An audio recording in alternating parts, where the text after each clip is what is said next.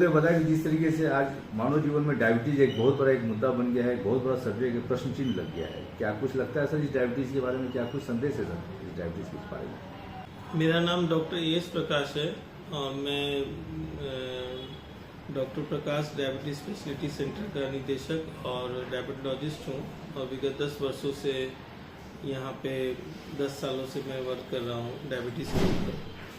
तो डायबिटीज़ की बीमारी जो भारत में बढ़ते जा रही है, ICMR डेटा कहता है कि 101 बिलियन लोगों को भारत में डायबिटीज़ है और उसका मुख्य कारण अभी जो सामने आया है वो है मोटापा और सेडेंटरी लाइफ स्टाइल। इसके अलावा यंग लोगों को जो डायबिटीज़ हो रहा है उसमें मोटापा के साथ स्मोकिंग है। डायबिटीज़ का बहुत सारा कारण है होने का, लेकिन एशियन इंडियन में जो हमारे भारतवर्ष के लोगों को ज़्यादा डायबिटीज़ हो रहा है उसका कारण है विसरल एडिकोसिटी।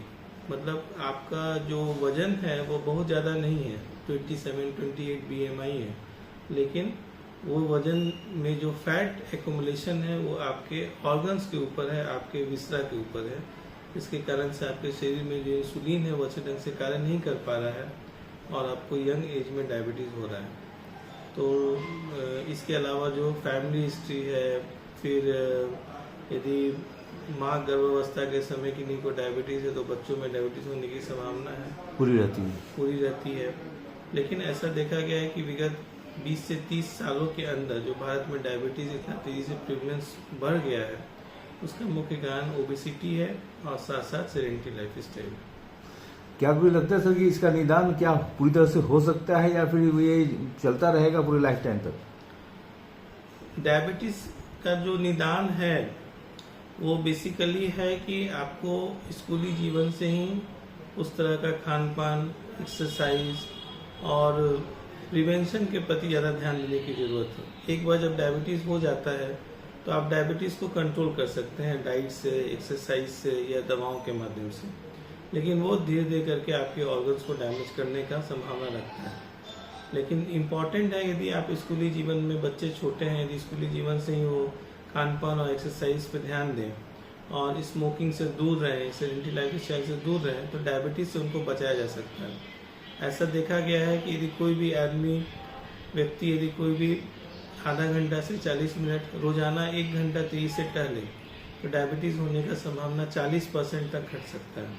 इसके अलावा खाने का जो पोर्शन साइज है उसको घटाना जरूरी है। मतलब जो आप खाना खाते हैं उसकी मात्रा को कम करके आप अपने वजन को घटा सकते हैं, उसके कारण भी डायबिटीज़ से आप बच सकते हैं। साथ में कार्बोहाइड्रेट इंटेक को घटा सकते हैं। शुगर का उपयोग बहुत ज़्यादा भारत में होता है, हर एक पर्व त्योहार में लोग मिठाई और चीनी का उपयोग करते हैं, तो उसका सेवन यदि हम लोग कम करेंगे तो उससे डायबिटीज़ को बचाया जा सकता है। फिर स्मोकिंग और टबैको च्यूइंग हमारे भारत में बहुत प्रचलित है, खासकर बिहार जैसे राज्य में जहाँ पे खैनी का प्रचलन बहुत ज़्यादा है। तो ये सब सारे कारण हैं जो डायबिटीज़ होने के लिए डायबिटीज़ जल्दी मरीजों को करा देते हैं। यदि इससे शुरुआत से यदि हम लोग अपने लाइफ स्टाइल को चेंज करें तो डायबिटीज़ से बच सकते हैं। तो कुछ लोगों तो कहना है सर कि बहुत ज़्यादा आलू खाने से, बहुत ज़्यादा चीनी का सेवन करने से इस तरह से डायबिटीज़ जो है वो पूरी तरह से कंट्रोल रहता भी नहीं है और तो और वो बढ़ भी जाता है। क्या इसमें कितनी सच्चाई है सर? देखिए, यदि कोई आदमी मोटा है या उनमें डायबिटीज़ का जीन्स है, डायबिटीज़ होने की संभावना ज़्यादा है और वो इस तरह का डाइट पैटर्न अपनाता है जिसमें कि ज़्यादा मात्रा में कार्बोहाइड्रेट इंटेक करता है, स्टार्च इंटेक करता है, तो उनमें ऑब्वियसली है कि शुगर होने की संभावना है। लेकिन किसी व्यक्ति में यदि जेनेटिक नहीं है और वो लीन एंड थीन भी है तो आप देखते होंगे बहुत लोग बहुत मीठा खाते हैं लेकिन उनको डायबिटीज़ नहीं होता। उसका कारण है कि जेनेटिक भी है और साथ में फैट डिपोजिशन भी नहीं है। तो ऐसा नहीं कि चीनी खाने से डायबिटीज़ होता है, लेकिन ये एक ट्रिगर फैक्टर है कि यदि कोई आदमी वजन उनका ज़्यादा है, लाइफ स्टाइल सेडेंटरी है और वो रोजाना कुछ ना कुछ सेवन कर ले रहे हैं 5 से 10 ग्राम चीनी का किसी भी रूप में, तो धीरे धीरे करके उनके अंदर इंसुलिन निकालने की जो क्षमता है वो घटने लगती है। और जब एक समय जब ग्लूकोज लेवल बहुत बढ़ जाता है तो आपके पैंक्रियाटिक सेल्स को भी वो डैमेज करता है। इसको मेडिकल टर्म में कहते हैं ग्लूकोटॉक्सिसिटी। ऐसे किसी आदमी को डायबिटीज हुआ और उसका शुगर 400 आया तो उनको बहुत कम दवाओं या एक्सरसाइज के साथ उसका कंट्रोल होता है। ग्लूकोटॉक्सिसिटी आपकी इंसुलिन सिक्रीशन को भी रोकता है, आपके अंदर इंसुलिन उत्पादन को कम करता है। इसलिए हर एक व्यक्ति जो हमारे एशियन इंडियन है, एशियन इंडियन फेनोटाइप, सब लोग हाई रिस्क है डायबिटीज़ होने के लिए। इसलिए वर्ल्ड हेल्थ ऑर्गेनाइजेशन भी ये रिकमेंड करता है, खासकर एशियन इंडियन में जो हम लोग का साउथ एशियन पॉपुलेशन है, इसमें इंडिया है, पाकिस्तान है, बांग्लादेश है, नेपाल है, ये सारे जो कंट्रीज़ है, ये सारे कंट्रीज़ के जो लोग हैं उनमें ये प्रॉब्लम ज़्यादा है। इसलिए हम लोगों में अब देखिएगा कि 30 साल से कम उम्र में लोगों को डायबिटीज़ हो जा रहा है। और एक बार जब डायबिटीज़ हो गया उसके साथ 40 से 50 साल आपको और जीवन बिताना है, तो बहुत कठिन हो जाता है। उनका लाइफ स्टाइल पूरा चेंज होना संभव नहीं हो पाता है और उसके आगे से कॉम्प्लिकेशंस में वो तुरंत लैंड कर जाते हैं। तुरंत उनको आँख पे रोशनी कम हो जाएगी, किडनी कमजोर हो जाएगा, हार्ट कमजोर हो जाएगा और डॉक्टर्स के पास आपको बार बार जाना पड़ता है। इससे बेहतर ये चीज़ है कि आप अपने जीवन शैली को सुधारिए, थोड़ा एक्सरसाइज कीजिए, डेली खान पान को थोड़ा नियमित कीजिए, बैलेंस डाइट लीजिए और धूम्रपान से दूर रहिए। सर, ऐसे में प्रकाश डायबिटीज जो जिस तरीके से काम कर रही है, चाहे वो वृद्धावस्था के लोगों को हो या फिर अभी जो यंग लोग जो है, जो युवा वर्ग है, उन लोगों के साथ जो काम कर रही है, किस तरीके का वो एक माहौल बना रही है सर डायबिटीज़ पे, किस तरीके का प्रिकॉशन दे रही है लोगों को कि इस तरह का प्रिकॉशन आप ले, और हमारे यहाँ से जो आप जो मरीज यहाँ से जाएंगे वो बिल्कुल पूरी तरह से स्वस्थ होकर जाएंगे क्या? देखिए, यहाँ पे जो लोग आ रहे हैं उनको डायबिटीज़ हो चुका है, उसके बाद वो सेंटर्स पे आ रहे हैं, ज़्यादा संख्या उनकी है। तो हम लोग क्या करते हैं कि एक होलिस्टिक केयर यहाँ पे प्रोवाइड करते हैं। इसमें पेशेंट्स का सारा जांच हम लोग करते हैं।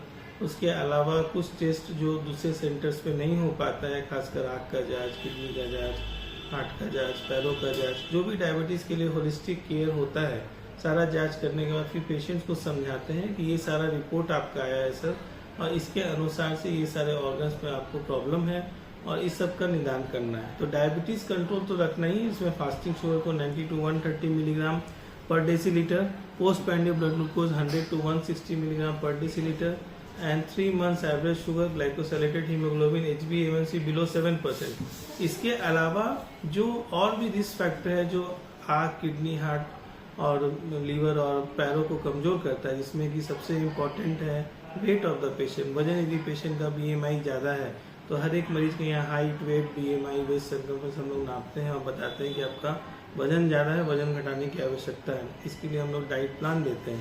साथ साथ यदि कोई पेशेंट स्मोकिंग कर रहा है या टबैको च्यूइंग कर रहा है या किसी तरह का टबैको का किसी रूप में सेवन कर रहा है, तो उसको हम लोग बार बार सूचित करते हैं कि नहीं, आपको एकदम तुरंत बंद करना जरूरी है। और WHO ने भी रिकमेंड किया है कि no tobacco, no to tobacco, तो इसको एकदम तुरंत बंद करने की ज़रूरत है। और इसके अलावा पेशेंट्स को मॉनिटरिंग करना सिखाते हैं कि घर में वो ग्लूकोमीटर से टेस्ट करें, जिससे कि शुगर का पता चल सके कि शुगर कितना है।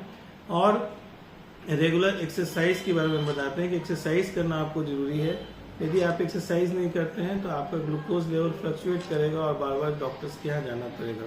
तो यदि कम कॉस्ट में आपको डायबिटीज़ मैनेज करना है और इसके अलावा हॉस्पिटल विजिट कम रखना है, तो समय पे खाना खाना जरूरी है, समय से व्यायाम जरूरी है, समय से दवाओं का सेवन जरूरी है और समय समय पे जांच करना जरूरी है। सर, एक बार मैं फिर से आपसे एक सवाल करूंगा सर, जो दर्शक आज भी ये जानना चाहते हैं, अभी भी जानने को उत्सुक हैं, फिर से ये सवाल मैं आपसे कर रहा हूँ सर, क्या एक बार डायबिटीज हो जाने के बाद वो डायबिटीज शरीर से निकल जाता है?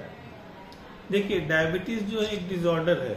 तो इसमें क्या है कि बहुत लोग, यदि डायबिटीज पेशेंट्स में डायबिटिक रिमिशन हो सकता है, डायबिटिक रिवर्सल नहीं हो सकता है। रिमिशन का मतलब ये चीज हुआ कि कुछ समय तक आपका डाइट, एक्सरसाइज से आपका डायबिटीज कंट्रोल है या दवाओं का सेवन आप नहीं करें। लेकिन डायबिटीज रिवर्सल नहीं है कि आप डायबिटिक हो गया उसके बाद फिर आपका नॉर्मल हो गया लाइफ टाइम के लिए, ऐसा संभव नहीं है। नहीं। और इसी से यदि कोई पेशेंट पहला, दूसरा या तीसरा साल के अंतर्गत मेरे यहाँ आता है, तो हम लोग उसको समझाते हैं कि आपका वजन जो बेसलाइन वेट है और उससे यदि आप 10% या 15% तक वेट लॉस करते हैं बैलेंस डाइट और रेगुलर एक्सरसाइज के द्वारा, तो डायबिटीज़ को हम लोग रिमिशन मोड में ला सकते हैं। उसमें कम दवाओं या बिना दवाओं का भी कुछ समय तक डायबिटीज़ आपका मैनेज हो सकता है। तो बहुत सारे लोग होते हैं जो अपने हेल्थ के प्रति कॉन्शियस होते हैं, तो रोजाना टहलते हैं, उस तरह का खाना खाते हैं, अपने वजन को घटाते हैं, तो डायबिटीज़ रिमिशन में आ सकते हैं। और 10-15% वेट लॉस होने पर डायबिटीज़ रिमिशन होता है और उसमें कुछ समय तक पेशेंट को दवाओं का सेवन नहीं करना पड़ता। इसके ऊपर एक बहुत अच्छा स्टडी भी है, लुक एट स्टडी, जो बताया है यदि 15% वेट लॉस किसी पेशेंट का किया जाए early phase of the diabetic duration में, जैसे फर्स्ट 3 इयर्स के अंदर, तो उसमें बेनिफिट होगा। लेकिन कोई पेशेंट 15 साल से डायबिटिक और बोले कि हम 10 kg वजन घटा लेते हैं या 15% वजन घटा लेते हैं, तो डायबिटीज़ की दवाएं घट सकती हैं, लेकिन पूरी तरह से दवाओं को बंद करना आसान नहीं है। सर ऐसे में सर ये सेंटर जो है वो गरीबों के लिए किस तरह की योजना बनाई हुई है? यहाँ पे अलग अलग समय पे हम लोग हेल्थ कैंप्स ये सब का आयोजन करते हैं, क्योंकि सारा जांच महंगा है और डॉक्टर्स के यहाँ आने में पेशेंट्स को बहुत प्रॉब्लम होता है। तो जो उस तरह के पेशेंट्स हैं जिन्हें कठिनाइयों का सामना करना पड़ता है, तो हम लोग कैंप के माध्यम से उनका ब्लड टेस्ट करते हैं और ब्लड टेस्ट करने